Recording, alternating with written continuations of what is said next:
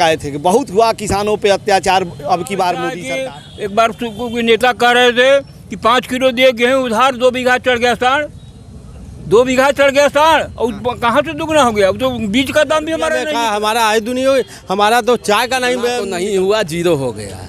क्योंकि पहले हम लोग खेती करते थे तो साल भर में कम से कम 1,50,000 रुपया बचा लेते थे। अब उसी खेती से 2-4-10,000 बचाना मुश्किल। सरकार लगातार ये कहती थी कि देश में किसानों की आय दुगुनी होगी, लेकिन आज सच्चाई ये किसान बताएंगे और बनारस के किसान बताएंगे कि इनकी आय दुगुनी हुई या अथा स्थिति वैसे ही है। आप बताइए, आप किसान नेता हैं, किसानों के बीच में जाते हैं, क्या लगता है कि इनकी आय दुगुनी हुई? देखिए 2014 में जब नरेंद्र मोदी जी को भाजपा ने प्रोजेक्ट किया था तो उस समय ये लोग एक नारा लगाए थे कि बहुत हुआ किसानों पे अत्याचार अब की बार मोदी सरकार, और किसानों की आय दोगुनी करने के लिए ये मतलब अपने घोषणा पत्र में, वचन पत्र में ये दिए थे। लेकिन सरकार बनने के बाद अगर सबसे पहले किसी पर कुठाराघात हुआ तो भूमि अधिग्रहण कानून को जो है तो जो 13 में बना था, जो किसानों के व्यापक हितों के लिए बना था, उस भूमि अधिग्रहण कानून पे को बदलने के लिए ये ना लोकसभा में कोई बहस कराए ना कुछ कराए, केवल एक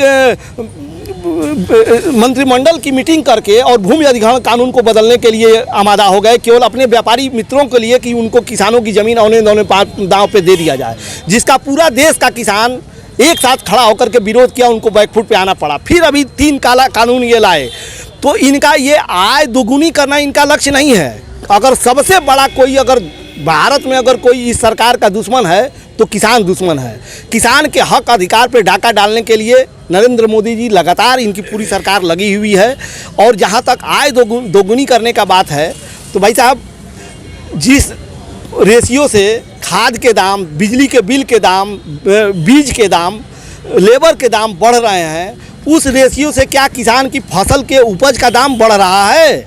नहीं बढ़ रहा है। तो अगर हमारा लागत ज़्यादा रहेगा और आमदनी कम रहेगी, जो हमारा समर्थन मूल्य रहेगा वो कम रहेगा, तो आय दुगुनी कहाँ से हो जाएगी? आय दुगुनी तो तब होगी जब हमारी लागत या तो कम हो, या तो हमको जो लागत आ रही है उस पर हमको सब्सिडी दिया जाए। सारी सब्सिडी तो हटा ली जा रही है, और केवल शगुफा छोड़ने से कि आय दोगुना कर दिया किसानों को। किसान सरकार ये करे कि 6,000 रुपये सालाना हम आपको दे रहे हैं तो आय दुगुनी हो जानी चाहिए। अरे साहब, ऐसा है कि एक बार कोई नेता कह रहे थे कि 5 किलो दिए गेहूँ उधार, 2 बीघा चढ़ गया साढ़, 2 बीघा चढ़ गया साढ़, और कहाँ से दुगना हो गया। अब तो बीज का दाम भी हमारा नहीं निकला, कुल साढ़ चढ़ गई। मोदी योगी इतना बछवा छोड़ लें कि हम लोग रात दिन मरे लगा खेत गोरल जाला, एक को फसल बचा नहीं चाहते हो। भाजपा के लोग कहते हैं कि आप तो पालते हैं तो अपने पास रखिए उस जानवरों को। भाई छोड़ कर लें तो अगर कोई रास्ता बनावे कि तो छोड़ देने हैं। अब रात के हर किसान अपने खेत पर छप्पर लगा बेचारा। लोग ये कहते हैं कि दूध दूहने के बाद आप जानवरों को छोड़ देते हैं, इसलिए ऐसा इस प्रक्रिया की। भाई वो प्रक्रिया थी, मगर जो ये काटने वाले थे तो हम पकड़ कर उठा ले जाते थे, तो हम बछवा तो गाड़ी भर कर ले जाते थे, तो कोई दिक्कत नहीं होता था। मगर उस पर अब रोक लग गया है, सब तमाम गाय, नील गाय जो है, नील गाय तो इतना आतंक मचा दी है कि हद से ज्यादा। नहीं, नील गाय की तो बात दूसरी है। हाँ। हम बछड़ों की बात करते हैं, जानवरों की जो बात, जो छुट्टा बछड़ा जो है, बछड़ा तो जो यहाँ जो किसान नहीं रखे हैं, जो डेयरी वाला काम करते हैं वो गौ रखे हैं, किसान नहीं रखे हैं, तो किसान का तो नुकसान हो रहा है। आय दुगुना हुआ कि नहीं आपका? हाँ, कोई नहीं, घाटा हमारा नुकसान नहीं है। जो 6,000 रुपया जो दे रहा है, वो 6,000 रुपया में का हमारा आय दुनी हो, हमारा तो चाय का नहीं निकल रहा है। क्या आय तो दुगुना, ये तो मजाक की बातें हैं, क्योंकि किसानों के पास जब बचेगा फसल तभी ना आय दुगनी होगी। उनके पास जब फसल बचने का जो है कि कोई रास्ते नहीं है, साढ़ पूरा चढ़ जा रहे हैं, दरवाजे पर पड़े हुए। मोहनसरा मेरा गांव है, वहाँ पर स्कूल के पास में चलिए दिखाएं, वहाँ पे कम से कम 50 साढ़ बैठे रहते हैं हमेशा। रोड पे आप घूमेंगे कम से लोग कह रहे हैं साढ़े वाली सरकार है, ऐसा क्यों लग रहा है? अब साढ़ वाली सरकार तो नहीं कह सकते हैं उसको भाई, हाँ, विकास का काम जो है कि कर रहे हैं, ज़रूर रोड का विकास कर रहे हैं, गुंडागर्दी का विकास कर रहे हैं, बाकी चीज़ों का विकास कर रहे हैं। और किसानों का तो केवल इनको बरगलाने की बात कर रहे हैं। किसानों का कोई विकास नहीं है। खाद महंगा है, हर चीज़ महंगी है। लोग कैसे कैसे कर्ज उधार करके खेती करते हैं, साढ़ चढ़ जा रहे हैं। जब खेती होगी ही नहीं तो क्या दुगना क्या तिगुना, मर रहा है किसान बेचारा। ठीक है, क्या कहेंगे चचा, आप भी किसाने हैं? मेरा कहना ये है कि भूमि अधिग्रहित जो ज़मीनें काश्तकारों की गई है, यह दुगनी की बात कहाँ है। किसानों से जो है उनसे डबल जो है वसूला जा रहा है। एक तो हमारा नुकसान हो रहा है, दूसरी तरह जो है किसानों से कहते हैं कि आपसे टैक्स लिया जाएगा। एक गौशाला जो बनवा रखे हैं, तमाम इसमें अनुदान कर रहे हैं, तमाम लोग जो है गौशाला खोल रखे हैं। क्या इनके अधिकारी या कर्मचारी जो है छुड़वा बछड़ू पर जाते हैं कि यहाँ कितने नाजायज चल रहे हैं, इनको आप लोग ले जाकर के गौशाला में जमा कर दीजिए। ठीक है, ये बताइए कि अब चुनाव भी आने वाला है, क्या कुछ करेंगे आप लोग?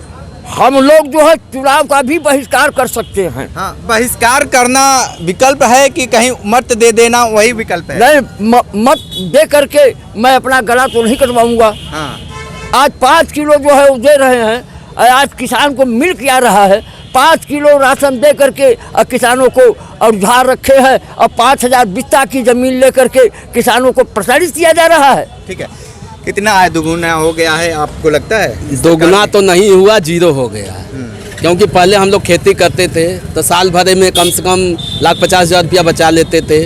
अब उसी खेती से 2-4-10,000 बचाना मुश्किल हो जा रहा है। तो दोगुना कहाँ हुआ, जीरो हो गया ना। जितना लग रहा है उतना भी नहीं बच पा रहा है। यह सरकार तो किसान विरोधी है एकदम। हम लोग इस बार नरेंद्र मोदी जी का विरोध करेंगे और उनके संसदीय क्षेत्र में वोट का बहिष्कार करेंगे। उनको इस देश से इस बात भगाना है एकदम। देश से भगाएंगे आप? हाँ, ऐसा काहे? क्योंकि देश लूट रहे हैं, पूरा देश को लूट रहे हैं। वो लूट कर अडानी अंबानी को दे रहे हैं, किसानों का पैसा लूट रहे हैं, अडानी अंबानी को बढ़ा रहे हैं। ठीक है, क्या कुछ कहेंगे? अब तो संघर्ष आर पार के हो गया है, आप सीधे तौर पे ये किसान मुहर भी लगा चुके हैं कि आर पार की। आपकी प्रतिक्रिया क्या है? हमारी प्रतिक्रिया यही है, अभी भी अंतिम जो बनारस का जो किसान है, विशेष तौर पे मोहन राय ट्रांसपोर्ट नगर का जो किसान है, जिसको वैधानिक रूप से वो अगर चाहे, चूँकि उसको किसानों का बिना किसानों को मुआवजा दिए उनका नाम काट दिया गया है, इसलिए उनके खतौनी पे भी नाम नहीं है, तो सरकारी योजनाओं से भी वो वंचित हो गए हैं। वो अपने ज़मीन को कहीं बंधक रख करके और कोई उद्योग, कोई व्यापार कुछ कर भी नहीं पा रहे हैं, और ये नरेंद्र मोदी के संसदीय क्षेत्र में हो रहा है। तो बनारस का किसान जिस तरह से दिल्ली का किसान बैठ करके और वहाँ पे इनके 3 काले कानून को वापस करा करके और इनको दिखाने का कार्य किया, आईना दिखाने का कार्य किया कि किसान ही एक ऐसा है इस धरती पे जो कि सरकार कितने भी ताकतवर हो जाए उसको मुंहतोड़ जवाब दे सकता है। तो वो बनारस का किसान अब ये कमर कसने जा रहा है कि 2024 में अगर उनको घमंड हो गया है कि 2024 में वो सरकार बनाएंगे ही और सबका दमन कर देंगे, तो 2024 के पहले बनारस में उनको बनारस का किसान घुसने नहीं देगा।